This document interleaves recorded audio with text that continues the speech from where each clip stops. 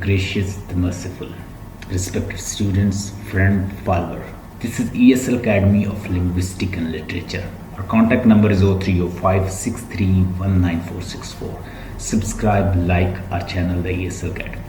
आप हमसे कांटेक्ट कर सकते हैं, हमारा यूट्यूब चैनल विजिट कर सकते हैं, द ESL Academy. यूट्यूब पे जाइए, लिखिए the ESL Academy by sir Rana. Subscribe कीजिए, शेयर कीजिए in order to learn related to linguistic and literature. Let's start. Semantic and pragmatic discourse analysis. This is our topic. Prior to start my today's e-lecture, I'd like to discuss certain points related to this lecture, today's lecture. What is Speech Act? Speech Act का मतलब लिखिए. Speech Act का मतलब है communicate करना, अटर करना, बोलना और सुनने का जो पूरा प्रोसेस है वो सारा स्पीच एक्ट में आता है. यानी जब आप बोल रहे होते हैं तो आपको कोई सुन भी रहा होता है. You are not alone when you speaking. तो ये स्पीच एक्ट का मतलब है when you are speaking something. Taxonomy का मतलब लिखिए. एक वर्ड यूज होता है अक्सर, शायद असाइनमेंट में भी यूज हो, टैक्सोनॉमी. टैक्सोनॉमी जो है, टैक्सोनॉमी का मतलब है क्लासिफिकेशन. ठीक है, इसका मतलब लिख लें फॉर्म ऑफ एक्सप्रेशंस, इसको कहते हैं टैक्सोनॉमी. और उसके बाद एक और लफ्ज़ है यहाँ पे लोक्यूशन. लोक्यूशंस, LOCUTION, लोक्यूशंस. इसे भी कहते हैं, इसे फ्रेज कह लें, वर्ड कह लें, या फॉर्म ऑफ एक्सप्रेशन. बोलना या इजहार, एक्सप्रेस करना, इसको लोक्यूशन कहते हैं. उसके अलावा लोक्यूशन को हम वर्बल एक्सप्रेशन भी कहते हैं, स्टाइल ऑफ स्पीच भी कहते हैं, बोलने का अंदाज भी कहते हैं, डिक्शन भी कहते हैं, इन्फ्लेक्शन भी कहते हैं. ये सारे इसके मीनिंग हैं लोक्यूशन के. आगे एथनोग्राफी. एथनोग्राफी का मतलब लिखें ब्रांच ऑफ एंथ्रोपोलॉजी. एंथ्रोपोलॉजी क्या होता है? Anthropology study of human kind, या स्टडी ऑफ ह्यूमन जो है वो एंथ्रोपोलॉजी का इल्म है. जब आप ह्यूमन काइंड की ह्यूमन कैसे ओरिजिन हुआ, कहाँ से आया, कैसे बना, कहाँ से ये आ गया, उसकी पूरी जो स्टडी है उसे कहते हैं एंथ्रोपोलॉजी. ठीक है जी. इम्प्लीकेचर का मतलब होता है रिलेट करना, कनेक्ट करना, शो करना, ये से इम्प्लीकेचर कहते हैं. इन्फ्रेंस, रेफरेंस, रेफरेंशियल मीनिंग्स, ये सारे हम पॉइंट्स डिस्कस करेंगे. इन्फ्रेंस का मतलब होता है कोई ड्राइव करना, सेंस आउट करना किसी चीज़ से. आपके सामने कोई बोल रहा है, उससे आप जो इन्फर कर रहे हैं, जो उससे निकाल रहे हैं, जो उससे अब वो जो आप उससे मीनिंग निकाल रहे हैं. मिसाल के तौर पर मैं आपके सामने बोला हूं, मैंने आपके सामने कुछ एक्सप्रेस किया है, तो आपने ये तो नहीं कि बस मुझे सुना और उसके बाद ही आपने फौरी इन्फर कर लिया, उससे कुछ निकाल. जब इन्फर करते हैं चीज़ या उससे निकालते हैं तो वो आपकी ऑब्जर्वेशन भी होती है, आपका कॉन्टेक्चुअल नॉलेज भी होता है, आपका सोशल नॉलेज भी होता है, आपका कल्चर से रिलेटेड भी नॉलेज होता है. वो सारी चीज़ें मिलके आपको सेंस आउट आप कर रहे होते हैं. This is what you infer thing from discourse, from conversation, from text. जो आपके सामने कोई बोल रहा है तो आप उससे चीज़ें इन्फर ऐसे नहीं कर लेते, क्योंकि उसमें बहुत सारी चीज़ें इन्वॉल्व होती हैं, वो हम इसमें देखेंगे. Let's start. देखिएगा कि फर्स्ट ऑफ ऑल हमने स्टडी किया इससे पहले मॉर्फोलॉजी को. मॉर्फोलॉजी में हमने वर्ड लेवल पे मार्फ को देखा, अलोमार्फ को देखा, मार्फीम क्या होता है हमने वो देखा. उसमें डेफिनेटली जब हमने अलोमार्फ देखा तो उसमें साउंड भी इन्वॉल्व थी, कि साउंड्स जो हैं वो कैसे चेंज होती है. जैसे हमने देखा टॉक्ड, फिर हमने टॉप्ड, यानी एक साउंड एक जगह पे कुछ और होती है, अलोमार्फ में हमने देखा दूसरी जगह पे वो कुछ और होती है. वो तो थी एट वर्ड लेवल एनालिसिस या एक सेंटेंस लेवल, इस तरह हमने उसको स्टडी किया. But when you study more than sentence level, this is called discourse analysis. And what is discourse? It can be verbal और नॉन वर्बल. ये डिस्कोर्स जो है हमारा वर्बल लेवल पे जो हम बोलते हैं ना, इसका भी एनालिसिस हो सकता है. जो आपकी टेक्स्ट लिखी हुई है उसको भी हम एनालाइज कर सकते हैं, जो आप बोल रहे हैं इसको भी एनालाइज कर सकते हैं. लेकिन ये मोर देन सेंटेंस होगा, ये वर्ड लेवल पे नहीं होता, ये मोर देन सेंटेंस लेवल पे. डिस्कोर्स होता है बेसिकली कॉन्वर्सेशन. एक डिस्कोर्स होता है बातचीत, डिस्कोर्स होता है जो लिखी हुई टेक्स्ट है.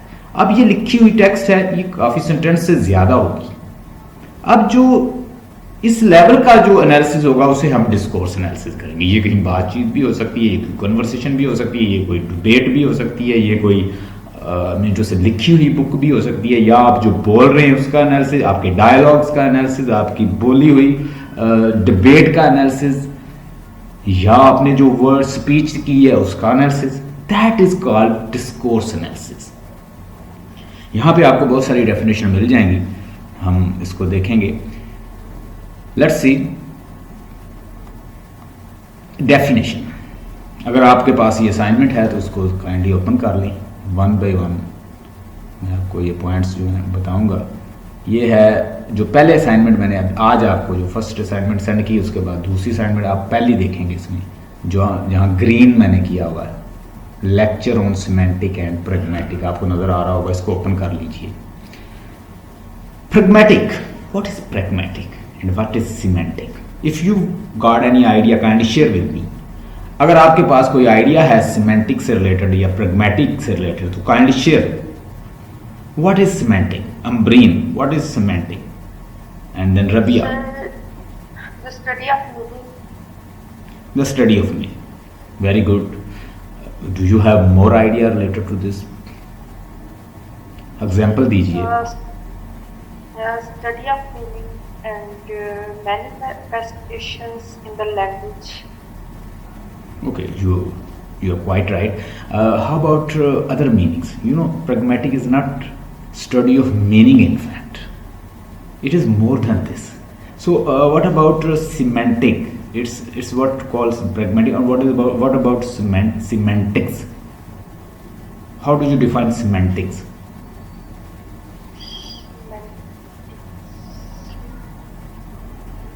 It deals with the relations between reference, names, things, and other linguistics level, words, expressions, phrases. Okay, Rabia, how do you define semantics and pragmatic in your words?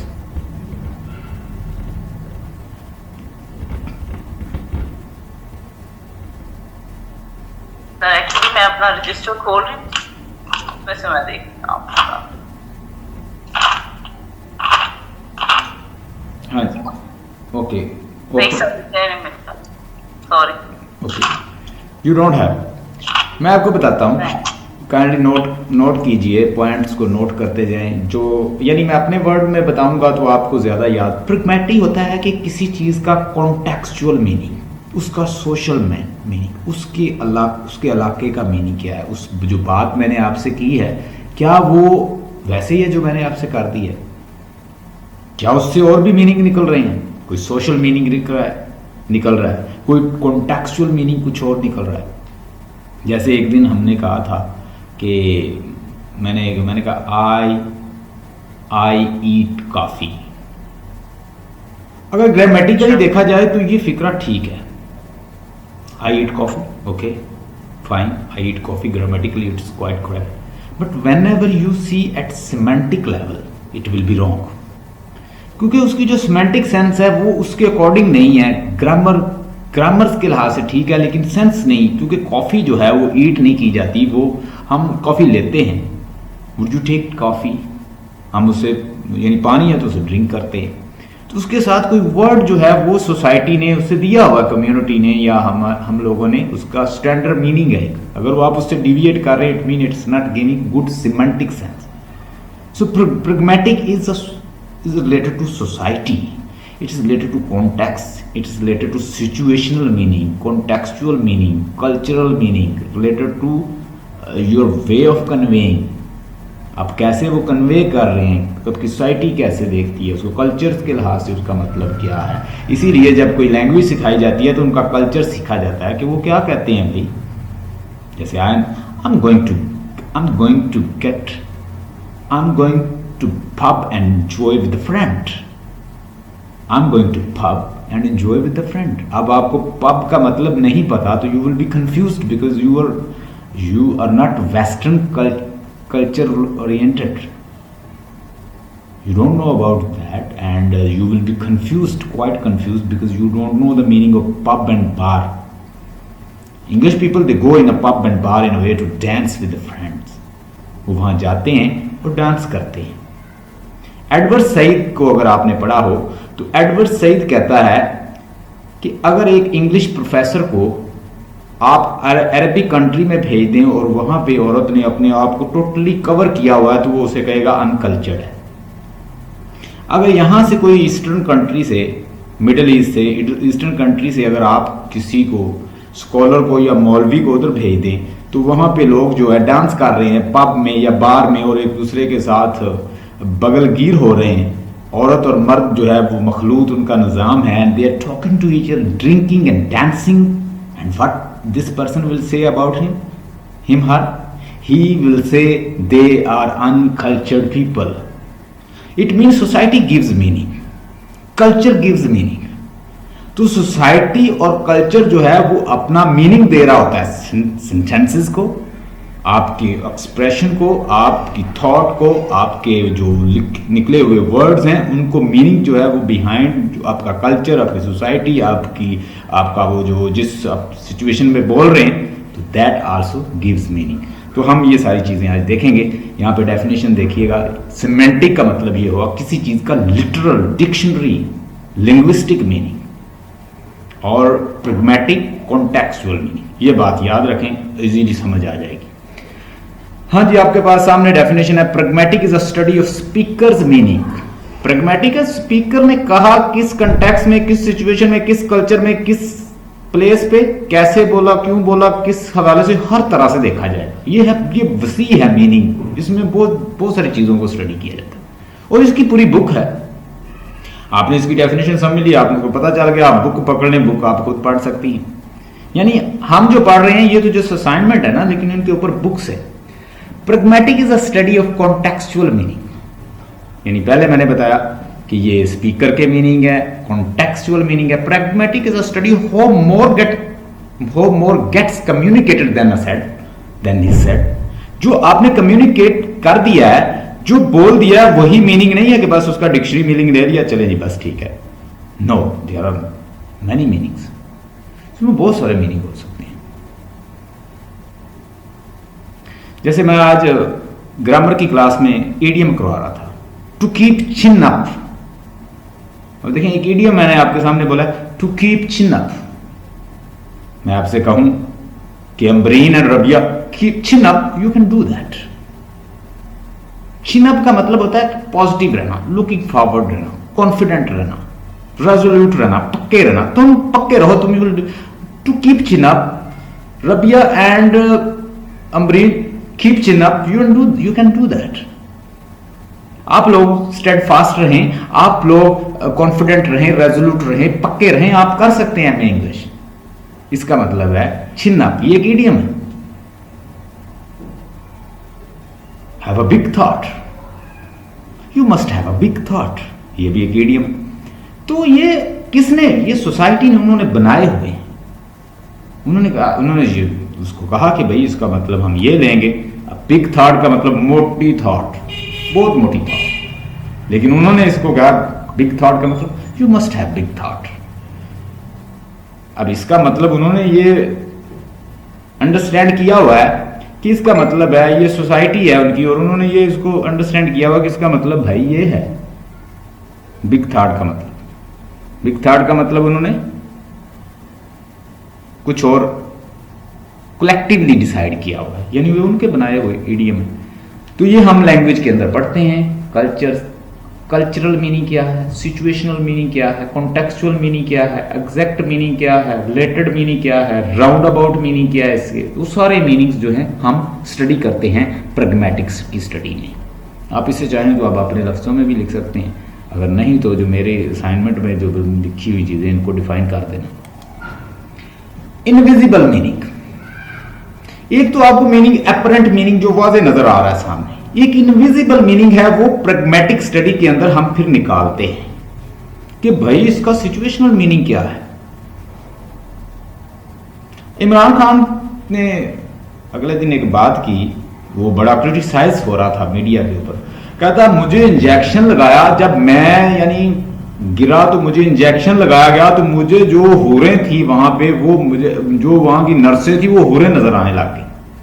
अब वो कोई सिचुएशनल मीनिंग कुछ और उससे दे रहा था, लेकिन जो उसको क्रिटिसाइज करने वाले हैं मीडिया के ऊपर, उन्होंने उसको और तरीके से। अब देखिए मीनिंग प्रैग्मेटिक मीनिंग में फिर तलाश करता है लिंग्विस्ट कि भाई ये सिचुएशनल मीनिंग, इसने सिचुएशनल मीनिंग क्या है।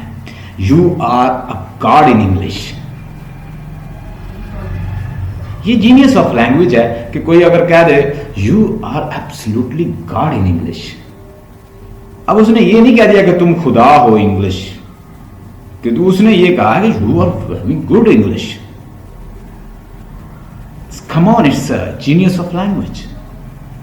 ये लैंग्वेज का अंदाज है बोलने का कि वो आपको क्या, किस तरह वो ईडियम उसका लेते हैं, उसके ऊपर एक कलेक्टिव थॉट होती है उसके पीछे कि it stand for this.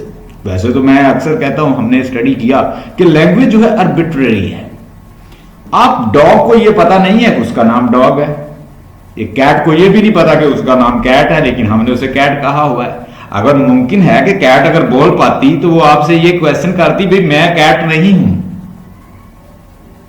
Hope you are getting my point कि अब जिन चीजों को हमने मीनिंग दी है, जैसे मेरे सामने यहां पे स्टेपलर पड़ा हुआ है, स्टेपलर को तो नहीं पता कि मैं स्टेपलर हूं, लेकिन ये स्टेपलर जो है हमने इसको मीनिंग दिया हुआ है कलेक्टिवली, हमारे माशरे ने, सोसाइटी ने, नेशन ने, लोगों ने इसको दिया भी ये स्टेपलर है। तो फिर इसका एक जगह पे, हर जगह इसका नाम स्टेपलर भी नहीं है। उर्दू में और होगा, पुर्तगीज लैंग्वेज में और होगा, स्पेनिश में और होगा, ठीक है, जर्मन लैंग्वेज में और होगा, संस्कृत लैंग्वेज में और होगा, हिब्रू लैंग्वेज में और होगा, ग्रीक रोमन लैंग्वेज में और होगा। So it is having various meaning as well as it is having various name. So relation between object and meaning is arbitrary. Pragmatic is the नीचे invisible meaning. Pragmatic is a study of invisible meaning, that is how to recognize the underlying meaning which are not apparently said or written. जो आपको दिखाई दे रहे हैं, जो आपसे वो speaker कह रहा है कि हो सकता है कि वो उसका मतलब ना ले रहा हो, जैसे मैंने ऐसे वो कहता जी मुझे इंजेक्शन लगाया तो मुझे वो जो वहां की जो जितनी भी नर्सेस थी वो ऐसे जो होरो नजर आने लगे, तो people will criticise what he is talking about. You are absolutely god in English. For example, an advertisement shows the following words. अब एडवर्टाइजमेंट अगर आप न्यूज हेडिंग देखें तो वो कैसी होती हैं, हमें वो पता नहीं चलता। जब तक उस हेडिंग पढ़े तो हेडिंग से बाद का चीजें समझ नहीं आती कि पता नहीं यार वो क्या कह रहा है। Heated, park your car, it is a heated area. Heated का मतलब होता है, डिक्शनरी से अगर आप देखें तो, अगर वैसे तो इसका मतलब heated, something hot, something warm, like that. लेकिन मैं आपसे कहता हूं पार्क द कार, हेडिंग लगी हुई है और न्यूज़पेपर के ऊपर पार्क द कार हियर, या ऊपर लिखा हुआ है park the car, it is a heated area. यहां पे कार पार्क करेंगे, हीटेड एरिया। आप ये क्या लिखा हुआ, आपको इतने तो समझ आएगी कि भाई ये पार्किंग के लिए कुछ कह रहा है। लेकिन मजीद आप उसको देखें तो हीटेड एरिया, इसका मतलब फिर यही है कि ये भाई कवर एरिया है, ये एरिया हमने बनाया है, यहाँ पे आप पार्क कर सकते हैं, यहाँ क्लीन बिछा हुआ है, यहाँ पे पार्क है, यहाँ पे बारिश होगी तो तब भी कवर करेगा, यानी कवर्ड एरिया है, इसके ऊपर छत है। अटेंडेंट, पार्किंग, देखिएगा, you take an attendant, you heat him up, and this is the place where you can park him. Another assumptions may be like that it is a place where parking will be carried out by attendants who have been heated. Despite, यानी एक ये heading लगी हुई है, ऊपर लिखा हुआ है, एक एरिया है उसके ऊपर ये लगा हुआ है, तो आप उससे अब मीनिंग जो है आपने खुद ड्राइव करने हैं। लेकिन आपको वहां कॉन्टेक्स्ट के वहां पे चल क्या रहा है, आपने वहां से भी मीनिंग कुछ ड्राइव कर लेने हैं। It is a place where parking will be carried out by attendant and who have been heated. Despite these interpretation, यानी इन interpretation के अलावा भी हम इससे interpretation ले सकते हैं. On the basis of the apparent meaning, we would normally understand that we can park our car in this place that is a heated area and that will be an attendant to look after the car. यानी एक जगह है उसमें लिखा हुआ है you take an attendant, you heat him up and this is the place where you can park him. अब ये लफ्ज लिखे हुए हैं ऊपर, अब आपने उससे मीनिंग ड्राइव करनी है. तो वहां पे आपको जो हेल्प आउट करेगी चीज वो ये है कि आपने देखना है कि भाई ये सिचुएशन क्या है, मीनिंग आपने ड्राइव करने हैं और उसमें आपने उसको कैसे देखना है, आपने उसे सिमेंटिकली भी देखना है और प्रैग्मेटिक वे से भी देखना है कि आपको भाई यहाँ पे अटेंडेंट दिया जाएगा, आप अपनी कार पार्क कर लें, ये कवर एरिया है, हीटेड एरिया है, यहाँ पे आप अपनी मोटर बाइक जो भी पार्क करना चाहते हैं ये एरिया है. जब ये लिखा हुआ आप पढ़ेंगे तो इसी तरह न्यूज में भी, न्यूज़पेपर में भी लिखी होती हैं बहुत सारी बातें. We have inferred these meaning by, हमने ये मीनिंग, इन्फर्ड का मतलब होता है निकालना, ड्राइव करना. In fact, pragmatic is a study of investigation of such. अब ये जो स्टडी है ये हमारी हेल्प करेगी कि हमने भाई इससे मीनिंग कैसे लेनी है. How are we going to derive out meaning? How are we going to infer meaning? हम अब मीनिंग जो है वो कैसे निकाल रहे हैं देखिएगा. प्रैग्मेटिक हमारी हेल्प करेगा to drive meaning, to infer meaning. अब उस पर हम इन्वेस्टिगेट करेंगे, उसको इन्वेस्टिगेट करेंगे, उसका कॉन्टेक्सुअल देखेंगे, उसका सिचुएशनल मीनिंग देखेंगे, उसकी सराउंडिंग देखेंगे और उससे फिर मीनिंग निकालेंगे. अब लिटरल मीनिंग तो शायद और बन रहा हो. Is the study of the investigation of such assumptions and expectations which provide us with the insight into how more get communicated than is said. कि जो कम्युनिकेट किया गया उससे बियॉन्ड बात क्या है, ये भी हम चीजें देखेंगे. कॉन्टेक्स्ट, लिंग्विस्टिक कॉन्टेक्स्ट, हम उसे लिंग्विस्टिक कॉन्टेक्स्ट से देखेंगे, फिजिकल कॉन्टेक्स्ट से देखेंगे, लिंग्विस्टिक लैंग्वेज के लिहाज से देखेंगे भाई उसका लिटरल डिक्शनरी मीनिंग और ये क्या मीनिंग है. फिर हम उसका connotative, denotative meaning, conceptual meaning और इसके अलावा रिफरेंशियल मीनिंग, क्या हम उसे इन्फर कर रहे हैं वो मीनिंग, ये सारे मीनिंग्स से हम उसको देखेंगे. Linguistic context. What is linguistic? Linguistic we have already studied. मैंने आपको जब हमने लिंग्विस्टिक को स्टार्ट किया था मैंने कहा था एक लिंग्विस्टिक होता है लिंग्विस्टिक्स, उसके साथ एस लगा होता है. एक होता है लिंग्विस्टिक उसके साथ एस नहीं लगा होता, linguistic. And there was another word linguistics, scientific study of the language. How language is described, transcribed, spoken, उसके बारे में डिस्क्रिप्शन और उसके बारे में ये सारी चीजें हम उसे साइंटिफिकली स्टडी करते हैं लैंग्वेज को, ये लिंग्विस्टिक होता है. लेकिन लिंग्विस्टिक केला लैंग्वेज जिसके साथ एस का इजाफा नहीं होता, लिंग्विस्टिक लिखा हो तो फिर वो केला लैंग्वेज है, तो जैसे हम उसे एज अ लैंग्वेज लेते हैं बस लैंग्वेज की. अब ये लिंग्विस्टिक जो है वो सारी लैंग्वेज की स्टडी है, सारी लैंग्वेज के बारे में जो डिस्क्रिप्शन है. The set of the other words used in the same phrase are the sentence. This surrounding cotext has a strong effect on what we think the word mean. The word bank is a homonyms. Homonyms क्या होता है? Homonyms का मतलब है एक जैसे, जो उनके meaning two forms with the more than one meanings.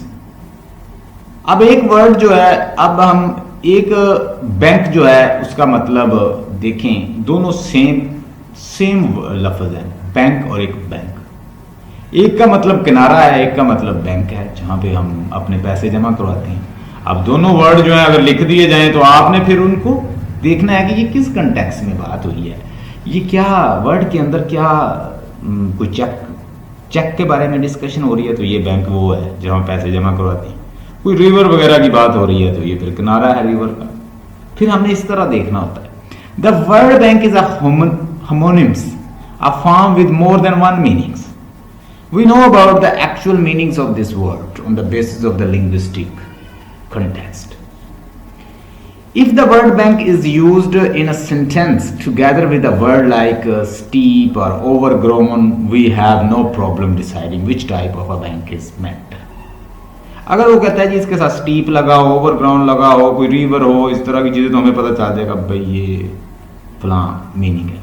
Similarly, when we hear someone say that she has to get the bank to cash a check, हमें फौरन पता चल जाएगा ये बैंक वो है जहाँ पे हमने पैसे जमा करवाते हैं, ड्रॉ करते हैं, विड्रॉ करते हैं. We know from the linguistic context which type of the bank is intended. हम लिंग्विस्टिक जो है उसकी लैंग्वेज का जो मीनिंग है, डिक्शनरी मीनिंग है, उससे भी हम जान लेते हैं. फिजिकल कॉन्टेक्स्ट क्या है? Physical context time and the place in which we encounter linguistic expression. अब कोई बैंक के सामने बैंक की बात कर रहा है तो हमें पता चल जाएगा भाई ये बात कर रहा है बैंक की. अगर कोई दरिया के किनारे खड़ा तो हमें ये भी पता चल जाएगा भाई ये इस बैंक की बात कर रहा है. To plays a vital role in making us understand much what we read or hear. कहता फिजिकल जो है ना, सिचुएशनल, फिजिकल, प्लेस, टाइम, वक्त, ये सारी चीजें भी हमें बता देते हैं कि बात क्या हो रही है. For example, if we see the word bank on the wall of the building in a city, the physical location will influence our interpretation. अगर कहता है हमें वर्ड बैंक जो है, वर्ड बैंक, ये वर्ड वो लफ्ज है, इनका भी बैंक होता है ना, वर्ड बैंक. अगर ये किसी दीवार पर ऐसे लिखे हों तो हम समझ जाएंगे कि ये बात इसकी हो रही है. The physical location will influence our interpretation. हम जो इंटरप्रिटेशन किसी चीज की कर रहे हैं वो फिजिकल कहता है कि वो चीजें भी इन्फ्लुएंस करती हैं. So we know what word mean on the basis of the another type of the context. Other type of the context और फिजिकल कॉन्टेक्स्ट. फिजिकल कॉन्टेक्स्ट क्या है उसका, और उसके अलावा दूसरे के सिचुएशनल कॉन्टेक्स्ट क्या है, ये सारी चीजें भी, टाइम, प्लेस, ये भी हमें मीनिंग दे देती है. डेक्सिस, डेक्सिस वर्ड है, डेक्सिस. मैंने इसकी शायद मीनिंग भी आपको, डिक्शनरी मीनिंग भी सेंड किए हुए.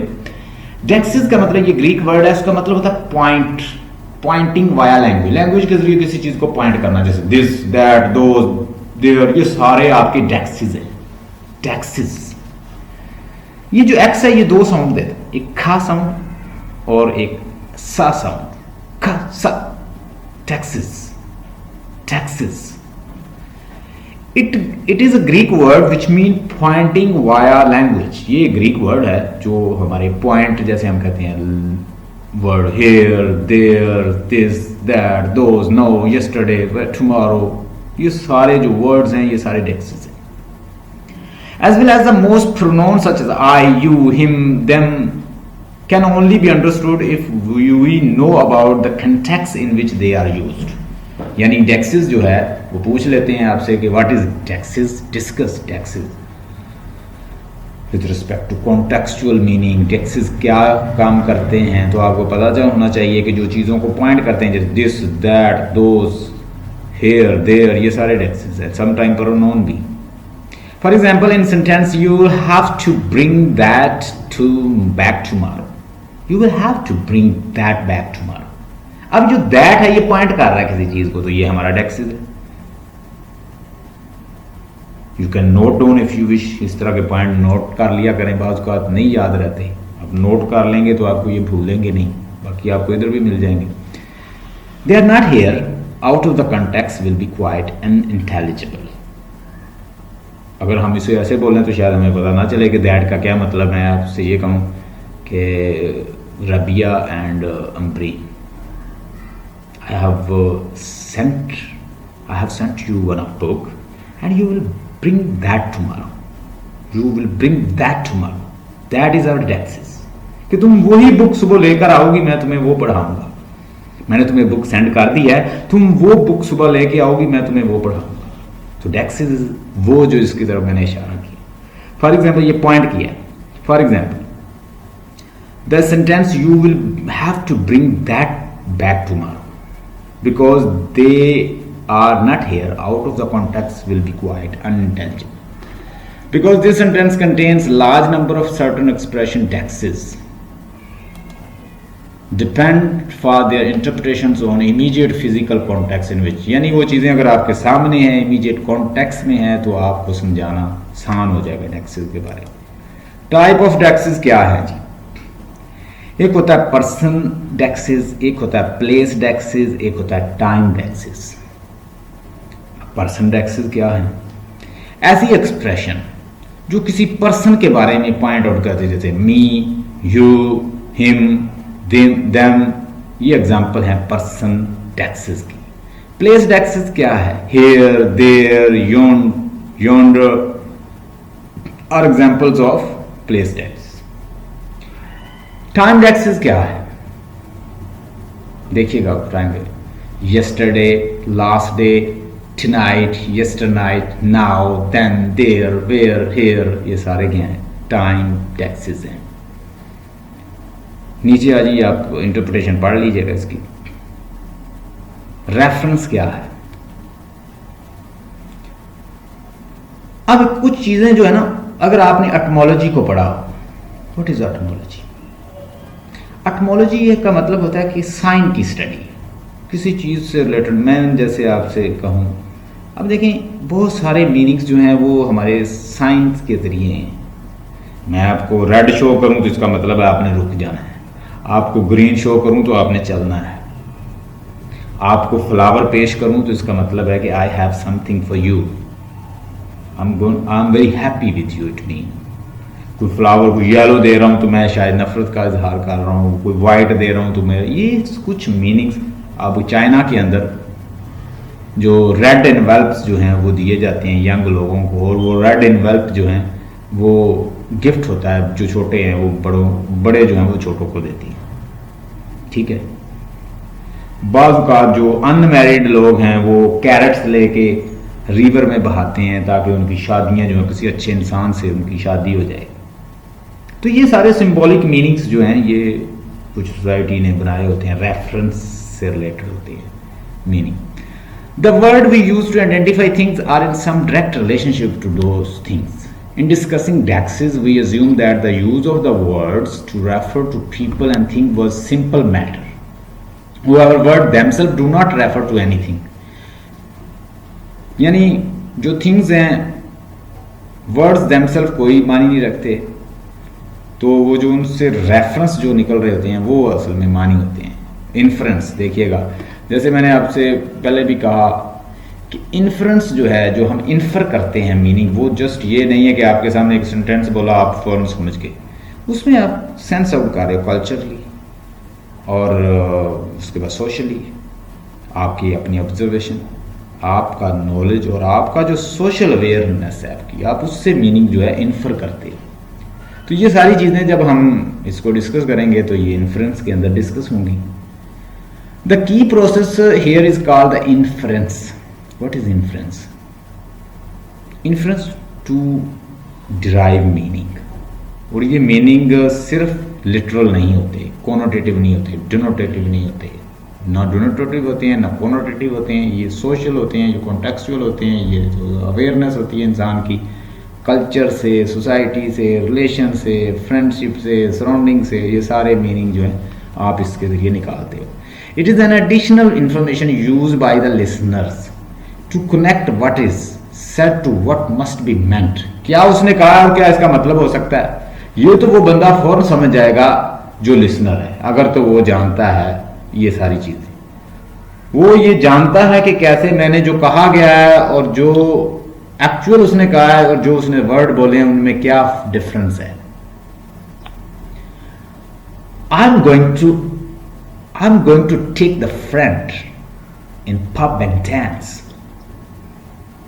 अब मैंने क्या कहा है, जो कल्चर को जानता है, इंग्लिश कल्चर को, तो वो उसे समझ जाएगा। You must have big heart. Big heart का मतलब भी और है। मैं आपसे कहता हूं ओ डियर, आपको मैं समझाता जा रहा हूं, बार बार समझाता जा रहा हूं, आपको समझ नहीं आ रही, मैं ओ डियर। अब ओ डियर जो है इसका मतलब ये है कि आप जिसको ये इंग्लैंड के अंदर कहा जाता है, इसका मतलब उसे कुछ नहीं आता, वो निकम्मा शख्स है। आपने ये कहना है कि मुझे ओ डियर कह दिया, वो मुझे एडमायर कर दिया सर ने, लेकिन ओ डियर का मतलब वहां कुछ और है, क्योंकि वो अपनी सोसाइटी में उन्होंने ये यूनानिमसली वो इस मीनिंग पे पहुंचे कि इसका मतलब वो है जिसको आता कुछ नहीं, हम उससे कहेंगे oh dear. For example, the listener has to infer that the name of the writers of the book can be used to identify book by the writer. Similar type of inference are necessary to understand some who say that Picasso is the museums or I saw Shakespeare in London. I enjoyed listening to Mozart.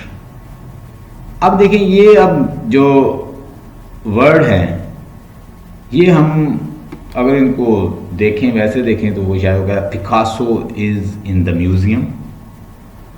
Picasso को हमने museum में देखा. अब इसमें दो meaning है. एक meaning कि पिकासो जो है वहाँ मौजूद है, वो वहाँ पे जिंदा है, लेकिन हमें पता है पिकासो जो है उसकी तो डेथ हो चुकी है, वो तो बहुत पुरानी, वो तो म्यूजियम है, is in museum. I saw, नीचे उसने कहा I saw Shakespeare in London. अब भाई उसने कह दिया I saw in Shakespeare in London. अगर आपको शेक्सपियर के बारे में नहीं पता, आप ये कहेंगे शेक्सपियर को लंदन में देखा है. I enjoy listening to Mozart. तो ये जो चीजें हैं, ये आप, हमें पता है कि शेक्सपियर की अब कोई वजूद नहीं है, लेकिन हो सकता है वहां मुजस्मा लगा, उसने वो देखा है. तो ये मीनिंग वो डिराइव करेगा अपने नॉलेज से, listener. I hope you got this idea. Anaphora. Anaphora क्या है? What is anaphora? एनाफोरा ये है कि आपने कुछ बोला हुआ है तो उसी से रिलेटेड ही बात हो रही है. जैसे can I borrow your book, can I borrow your book. तो ये जो योर बुक है, ये क्या है? ये can I borrow your book, ये एनाफोरा है. Anaphora is a subsequent reference to an already introduce entity.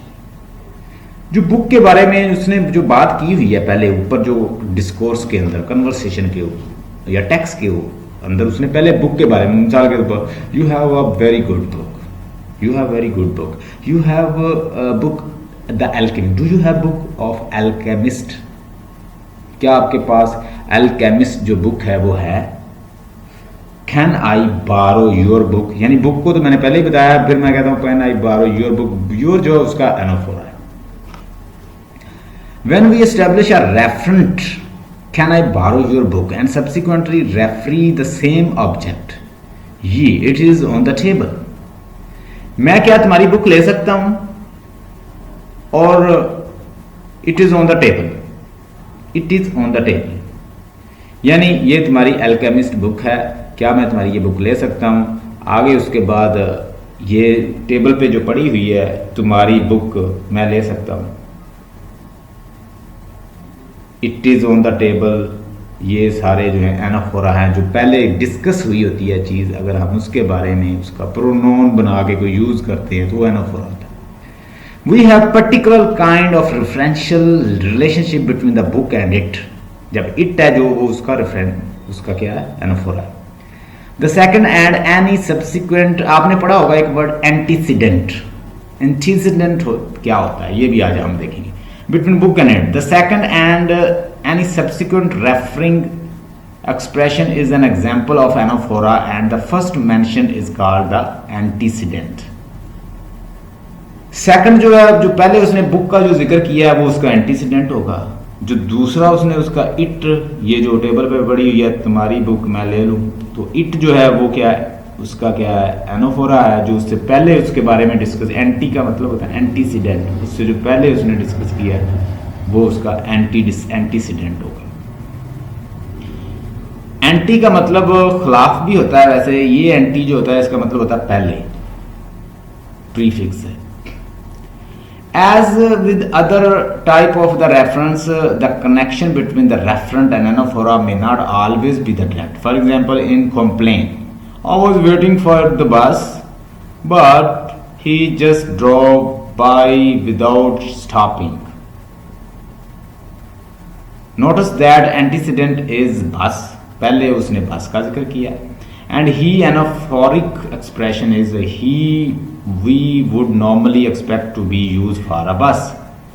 अब देखें, उसने फिर पहले उसने बस का जिक्र किया है, ये एंटीसीडेंट होगा, जो उसके बाद में आया वो उसका एनाफोरा है। एनाफोरिक मीनिंग उसने यूज़ कर लिया है, उसको कहते हैं ही उसने यूज़ कर लिया। तो हमें पता चल जाएगा भाई ये ही जो है इसका एनाफोरिक है। ये नीचे देख लीजिएगा प्री सपोजिशन। प्री सपोजिशन का मतलब, ऐसे प्री का मतलब होता है पहले। बाज़ औक़ात कल एक ना यहाँ पे एक ड्रामा लगा हुआ था, प्ले था, मैं उसे देख रहा था। तो घर में सारे बैठे हुए, हम वी वर वॉचिंग ड्रामा। वो एक स्टोरी सी लगती है कभी कभार। तो एक औरत थी, उसने अपने हस्बैंड को कत्ल किया था। तो जब प्ले स्टार्ट हुआ ना, तो मैं वो जैसे नहीं दिखाते स्टोरी, उसको रिप्रेजेंटेशन उसकी शो करते हैं, उसे बना के ड्रामेटिक फॉर्म में दिखाते हैं। कोई स्टोरी, कहीं स्टोरी हुई है, कहीं पे ये ट्रेजेडी हुई है, तो वो उसे दिखाते हैं। अब प्ले स्टार्ट हुआ तो मैं सारे हम बैठे हुए, मैंने घर कह दिया कि ये जो वाइफ है ना इसकी, इसी ने ही इसने अपने हस्बैंड को कहीं मरवाया है, कहीं उसको किल किया हुआ है। मुझे ऐसा लगता है, उसके अंदाज से यूँ लगता है कि इसने, ये इसके अंदाज ठीक नहीं है, तो इसी ने ही अपने हस्बैंड को मरवाया होगा, कत्ल करवाया है। मैं तो चला गया उसके बाद पढ़ाने, और बाद में जब मैं वापस आया तो मुझे घर वालों ने बताया कि वो जो आपने बताया था कि इसकी वाइफ ने ही इसको कत्ल करवाया होगा, वो बिल्कुल वैसी बात निकली। जब हमने पूरा ड्रामा को वॉच किया, तो आपको कैसे पता चल गया, मुझसे पूछा। तो ये होता है प्री सपोजिशन। कुछ चीज़ें हम प्री सपोज कर लेते हैं। What speaker assume as true or he known by the hearer can describe as a presupposition। क्या स्पीकर अस्यूम करता है ट्रू है, जो उसने पहले ही सोच रखा है। अगर आप ये सोच के बैठे हुए हैं कि मुझे तो सर की समझ नहीं आती और मुझे नहीं समझ आती, बस आपको कभी भी समझ नहीं आएगी, क्योंकि आपने पहले ही सपोज कर लिया भी मैंने तो समझना ही नहीं है। आपको समझ तब आएगी थोड़ी सी जब आप कॉन्शियस हो जाएंगे और अटेंशन जो है आपकी मेरी तरफ होगी, मेरी बात सुनते जाएंगे, साथ साथ आपके माइंड में उतरती जाएगी। When a speaker uses referring expression like this, he or Shakespeare in normal circumstances, she is working with an assumption that hearer know which referent is intended। जब उसने कहा I saw Shakespeare in London, अब उसे ये पता है कि भाई वो मुझे समझ रही कि शेक्सपियर जो है वो जिंदा नहीं है, शेक्सपियर का कोई मुजस्समा यहाँ खड़ा है। I saw Shakespeare in London, मैंने शेक्सपियर को लंदन में देखा। अगर मैं किसी से डिस्कस कर रहा हूँ तो मेरे माइंड में होगा, मैंने सपोज कर रखा है कि भाई मेरा लिसनर जो है वो इतना नॉलेज रखता है कि शेक्सपियर जिंदा नहीं है, शेक्सपियर का जो मुजस्समा ही उधर खड़ा है। I saw Shakespeare in London। I hope you got the point।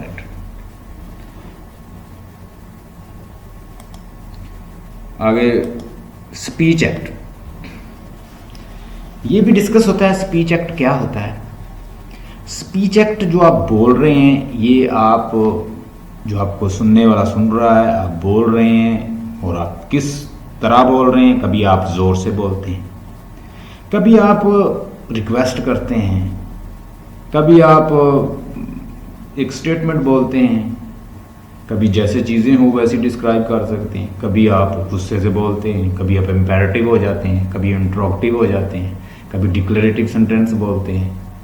यानी ये हम अपनी ज़रूरत के मुताबिक जो है, कभी हम बड़ी रेट्रिक और परसुएसिव लैंग्वेज यूज़ करते हैं। अकॉर्डिंग टू सिचुएशन हमें ज़रूर करनी पड़ती है। मौलाना तारिक जमील साहब का एक मैंने बयान सुना, उन्होंने कहा कि हमारी जमात जो है वो मिलकर तबलीग करने जाते हैं।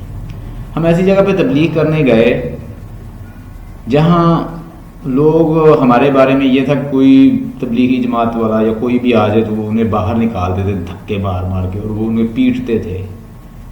तो इसी तरह कहता है हम गए तो हमने एक ऐसी मस्जिद में गए तो वहाँ हमने अपना सामान रखा। सामान रखने के बाद दोपहर का टाइम था, कहते हम सो गए। जब उठे तो बहुत सारे लोग आ गए, उन्होंने अपने हाथों में किसी ने कुल्हाड़ी पकड़ी हुई, किसी ने खंजर पकड़ा हुआ, किसी ने कोई औजार पकड़ा हुआ, कहते हैं ये गुस्ताखे रसूल हैं, हमने इनको काटना है। तो मौलाना तारिक जमील साहब बड़ी रेट्रिक यूज़ करते हैं, बड़ी परसुएसिव लैंग्वेज उनकी होती है। उन्होंने कहा यार आप जो करना चाहते हैं मेरे साथ कर लीजिएगा, अब मुझे 5 मिनट सुन लें।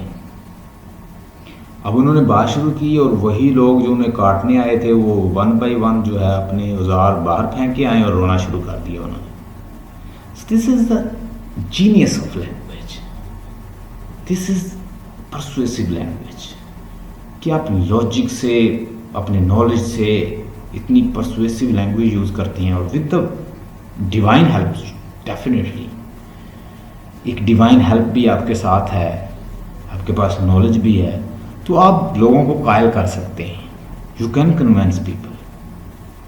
स्पीच जो है वो जस्ट ये नहीं है कि आपने जो बोल दिया बस जी वही उसका मीनिंग है, उसमें बहुत सारी चीज़ें इन्वॉल्व हैं। अब मैं आपसे बोल रहा हूँ, आप मुझे सुन रहे हो, मैं अपने नॉलेज से बोल रहा हूँ, मैं अपने एक प्रिपेयर्ड नॉलेज से बोल रहा हूँ, वेल इक्विप्ड हूँ।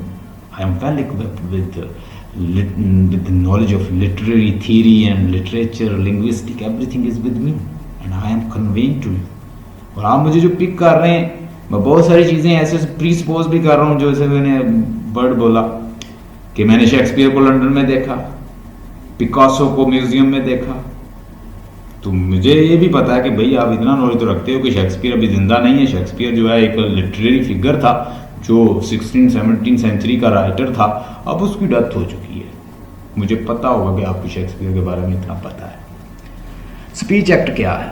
स्पीच एक्ट है कि वे ऑफ स्पीकिंग, जो आप स्टाइल ऑफ स्पीकिंग, जो आप बोलते हैं, आर्टिकुलेट करते हैं, मुंह से निकालते हैं, उसमें क्या क्या चीज़ें इन्वॉल्व होती हैं और कैसा बोलते हैं, उसमें क्या अंदाज क्या है, इंट्रोगेटिव है, इम्पेरेटिव है, या कैसा आपका अंदाज है, वो speech act. Speech act are the way through which we interpret meaning को हम इंटरप्रेट कैसे करते हैं, and use action to convey the meaning, और एक्शन यूज करते हैं कन्वे करने के लिए मीनिंग। बाज़ औक़ात बहुत सारी चीजें हम पेंटोमाइम के जरिए बताते हैं।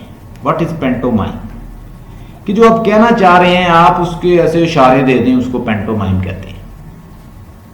अगर मैंने पानी पीना तो मैं ऐसे मुंह की तरफ इशारा कर दूं, भाई मुझे पानी पिलाओ। हमारे पास अगर लैंग्वेज नहीं भी है तो हम इशारों से 80% बात समझा लेते हैं। मैंने बहुत सारी ट्रेनिंग्स करवाई हैं टीचर्स को, जैसे एटे ट्रेनिंग है, English for teaching for English, जैसे पीली ट्रेनिंग है ब्रिटिश काउंसिल की तरफ से। तो उसके अंदर हम एक टॉपिक पढ़ाते हैं पेंटोमाइम। एक पार्टिसिपेंट जो होता है वो स्टोरी को नरेट करता है, दूसरे जो कुछ पार्टिसिपेंट है वो साथ इन्वॉल्व कर लेता है, उनको कहता है कि जैसे मैं स्टोरी पढ़ूँ आप वैसे वैसे एक्शन करेंगे, उसको कहते हैं स्टोरी का pantomime. For example such as the requesting, commanding, कि आप कमांड कर रहे हो, रिक्वेस्टिंग कर रहे हो, क्वेश्चनिंग कर रहे हो, इन्फॉर्मिंग कर रहे हो, क्या कर रहे हो, ये सारे speech acting. It is typically the case that we use the following linguistic form with the following functions. Did you drink milk? मैंने क्वेश्चन किया आपसे। Shut the door up, open the door, shut the door up, shut the door, open the door. Imperative है लेकिन please. Shut the door please. आप अगर ऐसा कह रहे हैं तो ये polite हो जाएगा। अगर आप किसी shut the door, आप थोड़ा सा अंदाज चेंज करें तो आपका अंदाज ही बदल जाएगा। वो आप पता नहीं आप गुस्से से कह रहे हो, किससे कह रहे हो, ये अब आपके ऊपर है। Shut the door please, shut the door please, तो आप कह शट द डोर। आप बच्चों से किसी कह रहे हो तो आप क्या करोगे? शट द डोर, दरवाजा बंद करो। अगर आप कोई बड़ा है तो आप कहेंगे शट द डोर प्लीज, तो आप थोड़ा सा पोलाइट हो जाएंगे, बड़ा है आपसे तो। The earth is round declarative है। When a form such as did he, are they, can you is used to ask question described as a direct speech act. For example, when a speaker does not know something and asks the hearer to provide the information. मिसाल के तौर पर हम ना एक speaking skill में एक करवाते हैं एक्टिविटी, से कहते हैं गैप फिलिंग गैप एक्टिविटी। आपके पास बिल्कुल नॉलेज नहीं है, आपको मैं यूँ कहूँगा कि फिलिंग गैप एक्टिविटी होती है, ये एट ए स्किल में सिखाते हैं, एट ए ट्रेनिंग में। आपसे मैं कहता हूं, अब मैं एक पार्टिसिपेंट को बना दूंगा, भाई आप एडमिशन लेने आए, आपको बिल्कुल यूनिवर्सिटी के बारे में नॉलेज नहीं है। एक कंसल्टेंट है या यूनिवर्सिटी का एडवाइज़र है या वो एज अ इन्फॉर्मर बैठा हुआ है। अब वो यूनिवर्सिटी के वो हेल्प डेस्क पे आया है, उसने कहा भाई मैं एमफिल में एडमिशन लेना चाहता हूँ, would you please guide me, I want to take admission in MPhil, would you guide me please. So वो आगे से कहेगी sir how may I help you, तो आप कहेंगे I want to get admission in MPhil because I don't know how to get admission, would you please guide me.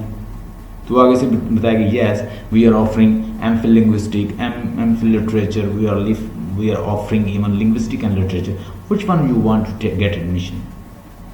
तो आप बताएंगे I want to do MPhil linguistic, sir what is the fee, वो बताएगी इसकी फ़ी ये है, हमारी university इतनी बड़ी है, हम इतना इसकी फ़ी ले रहे हैं, इसमें हम 1 लाख फ़ी ले रहे हैं, हम ये ऑफ़र करते हैं, इतने टीचर पढ़ाते हैं, यहाँ क्लासेस होंगी, ऐसे टेस्ट होगा, ये होगा। अब वो सारी इन्फॉर्मेशन आप उससे ले रहे हैं, इसे कहते हैं फिलिंग गैप एक्टिविटी। तो एक के पास नॉलेज होता है, एक के पास नहीं नॉलेज होता, तो इसको कहते हैं ये भी स्पीच एक्ट।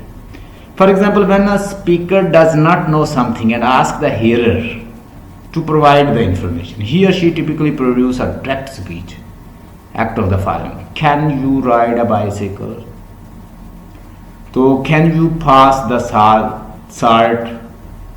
अब ये सारे अंदाज हैं कि आप कैसे फिर वो इंफॉर्मेशन लेते हो। In this second example it would be usually understand the utterance as a question about our ability।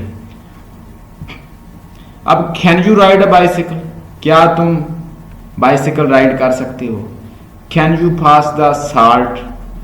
अब ऊपर वाले में तो उसने हमारी एबिलिटी पूछी है, ऊपर वाले में उसने क्या पूछा हमसे, can you ride a bicycle, क्या तुम बाइसिकल राइड कर सकते हो, चला सकते हो। तो नीचे उसने कहा can you pass the salt. अब इसमें ये नहीं है कि उसने मेरी एबिलिटी पूछी है कि तुम मुझे ये नमक जो है ये पकड़ा सकते हो, क्या तुम्हारे अंदर इतनी अहलियत है कि ये नमक मुझे पकड़ा दो। ये रिक्वेस्ट हुई है, भैया ये पास ही जो साल्ट पड़ा है, can you pass a salt, ये मुझे दे दे, ये उसने उससे रिक्वेस्ट की है भाई। तो इन चीज़ों को, बहुत सारी चीज़ों को विद रिस्पेक्ट टू कॉन्टेक्स्ट समझना पड़ता है।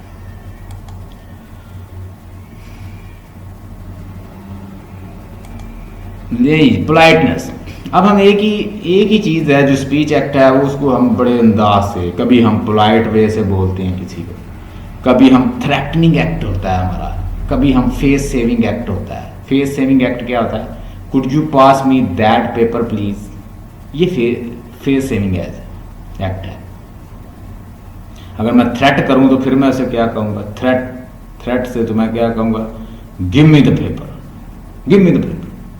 अब भाई इसमें तो ऐसा लग रहा है जिस तरह गिव मी पेपर। तो अगर मैं कहता हूँ कि कुड यू पास, ये कुड जो होता है ना, एक होता है कैन और एक होता है कुड, लिख ले। कैन जो होता है वो छोटे के लिए इस्तेमाल होता है कि बंदा आपसे जूनियर है। कुड जो होता है ना, बड़ा पोलाइट और बहुत बड़ा है आपसे, कोई बड़ा रिस्पेक्टेड कोई इंसान है, तो उसके लिए आप कह सकते हैं could you pass me the pen please, could you help me, can you help me, दोनों में फर्क। एक्सक्यूज मी सर, ये कुड की जगह, एक्सक्यूज मी सर, कुड की जगह वुड भी लगा सकते हैं, वुड यू पास मी या नहीं? आप बोल सकते हैं। कुड जो है मैंने बताया कि ये ज़्यादा रिस्पेक्टफुल अंदाज से, बड़ा फॉर्मल और बहुत एक पोलाइट अंदाज से, अगर कोई बड़ा है आपसे तो उसके लिए कुड यूज़ करें, अगर छोटा है तो आप कैन और वुड भी यूज़ कर सकते हैं। ये इसके अंदर डिफरेंस है दोनों के, इनके यूज़, इनके इस्तेमाल में। आगे जी, फॉर एग्जाम्पल कहता है remove the assumptions of the social power you appear to be asking about. नीचे उसने कहा फेस सेविंग एक्ट मैं पढ़ रहा हूं। Ability, this make your request less threatening to your person sense और self. Whenever you say something that is lessen the possible threat to another's face is called the face saving act. You have both a negative face and positive face. अब negative face क्या होता है और positive face क्या होता है बोलने के अंदर? I am sorry to bother you, I know you are busy, but ये है नेगेटिव फेस। जब आप इस तरह का स्पीच एक्ट करते हैं कि आपको पता होता है कि मैं उसे बॉदर कर रहा हूँ, फिर भी आप बोलते हैं, तो it is called negative face.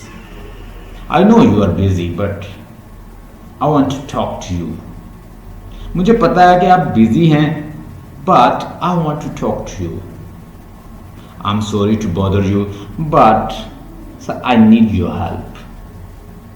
मैं पढ़ा रहा हूँ, मुझे कोई कॉल कर दे और साथ वो कह दे I am sorry to bother you sir but it's an urgent, तो इसको कहते हैं नेगेटिव फेस। ये भी एक स्पीच एक्ट है। पॉजिटिव फेस क्या होता है कि you and I have the same problem, so इस तरह का कोई कॉन्वर्सेशन आप कर रहे हैं, so let's do the together. चलो हम, क्योंकि आपने भी हमें इंग्लिश का एग्जाम देना और मैंने भी, तो हम अगर एक दूसरे को कॉल कर रहे हैं तो मैं कहूँगा let's study together, your and my problems are same, we have to appear in exam. नहीं जी, ये नीचे एक बड़ी ज़बरदस्त बात लिखी हुई है प्रैग्मेटिक को समझने के लिए, आखिर में कंक्लूजन में। Understanding how people communicate is actually a process of interpreting not just what speaker say but what they intend to mean. Understanding pragmatic का मतलब बड़े सिंपल अंदाज में कंक्लूड किया हुआ उसने कि understanding how people communicate is actually a process interpreting not just what speaker से, कि जो वो कह रहा है वो नहीं बल्कि वो क्या कहना चाह रहा है, इसको स्टडी करना, ये भी प्रैग्मेटिक में आता है। प्रैग्मेटिक के मतलब उसने कहा व्हेन अ डिप्लोमेट से यस, जब एक डिप्लोमेट बंदा आपसे ये कहता है यस, तो इसका मीन होता है शायद। व्हेन ही सेज परहैप्स, जब वो कहता है शायद, इसका मतलब नो। व्हेन ही से नो, जब वो कहता है नो, ही से he is not a diplomat. अगर तो वो डिप्लोमेटिक नहीं है तो वो आपसे क्या कह देगा, नो, सीधी बात करेगा, यस नो। जैसे नेचुरल लोग होते हैं, जैसे हमारे गांव के लोग होते हैं, बड़े सीधे से, जो बात हुई वैसी कह दी, जो बात है वो वैसी कह देंगे, हाँ जी बस तुम ये काम करते, नो। भाई तुम मेरी हेल्प करोगे, यस। अब बड़ा डिप्लोमेट इंसान होगा तो वो आपसे क्या करेगा, यार तुम मेरी हेल्प, परहैप्स, शायद, तो वो अल्टीमेटली वो नहीं, वो आपकी करेगा नहीं। अब when a lady say no, जब कोई लेडी ये कहती है, वो कहता है ये, when lady say no she means perhaps, when she say perhaps she mean yes, when he say yes she is not a lady. कैसा उसने बड़ा जबरदस्त कोटेशन के जरिए समझाया। I hope you learn about speech act, you learn about pragmatic and semantic. अगर इससे related आ भी जाए क्वेश्चन तो आप कर सकेंगे। और सेकेंडली आपने असाइनमेंट जो आपके उधर आपकी बुक्स के अंदर आपने उसको भी देखना है, आपको मज़ीद आइडिया हो जाएगा इससे रिलेटेड। तो इंशाल्लाह कल जो है, कल हम नेक्स्ट असाइनमेंट, एक असाइनमेंट और है वो मैंने आपको सेंड कर दी है, मैं आपको वो भी इंशाल्लाह डिस्कोर्स एनालिसिस से रिलेटेड आपको समझाऊँगा, कल अच्छे से समझाऊँगा और आप लर्न करोगे। So nice of you. अगर क्वेश्चन हो तो वो मुझे लिख के भेज दीजिएगा, इंशाल्लाह I will answer. So have a nice time, stay blessed.